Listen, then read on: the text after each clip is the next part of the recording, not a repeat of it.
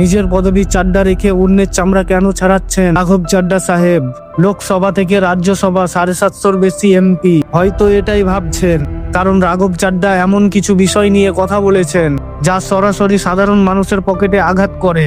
আপনি কি কখনো এয়ারপোর্টে এক বোতল জল 100 টাকায় বা এক কাপ কফি 250 টাকায় কিনেছেন? রাঘব চাড্ডা রাজ্যসভায় ঠিক এই প্রশ্নটাই তুলেছেন। তিনি দাবি করেছেন সাধারণ মানুষের জন্য কেন এয়ারপোর্টে সস্তা ক্যান্টিন থাকবে না। শুধু তাই নয়, ডিজিটাল ইন্ডিয়ার ফাস্ট্যাগ আসার পরেও টোল ট্যাক্সে যে টাকা নেওয়া হচ্ছে তাকে তিনি সরাসরি লুট বলে অভিহিত করেছেন। একজন মেম্বার অব পার্লামেন্ট হিসেবে তার এই প্রশ্ন তোলার অধিকার ভারতীয় সংবিধানের 105 নম্বর অনুচ্ছেদ অনুযায়ী সংরক্ষিত। কিন্তু 2023 সালে তার সাসপেন্ড নিয়ে যখন বিতর্ক, তখন প্রশ্ন ওঠে এটা কি রাজনৈতিক প্রতিহিংসা নাকি নিয়ম উল্লঙ্ঘন। সোশ্যাল মিডিয়ায় তার সেই সাসপেন্ডের ভিডিও আজও ভাইরাল। অনেকে তাকে পিয়ার স্ট্যান্ড পাওয়ার চেষ্টা বলেন, কৃষকদের জন্য মিনিমাম সাপোর্ট প্রাইস গ্যারেন্টি, পাঞ্জাবের জলস্তর রক্ষা এবং রেল কানেক্টিভিটি, এই বিষয়গুলো বারবার তুলে ধরেছেন।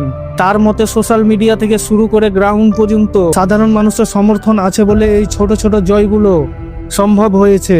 এখন প্রশ্ন হলো, যদি এই পিয়ার স্ট্যান্ড করার ফলে এয়ারপোর্টে জলের বা কফির দাম কমে বা কৃষকরা তাদের অধিকার পায়, তবে এই ধরনের স্ট্যান্ডগুলো দেশের জন্য ভালো নয়? শুধু পুঁজিপতিদের কথা না ভেবে যদি সাধারণ মানুষের কথা সংসদে বলা হয়, তবে সেই কণ্ঠস্বরকে আটকানো কি উচিত? আপনার কি মনে হয়, রাঘব চাড্ডার এই লড়াই কি ক্যামেরার জন্য নাকি সত্যি পরিবর্তনের জন্য? কমেন্টে জানান।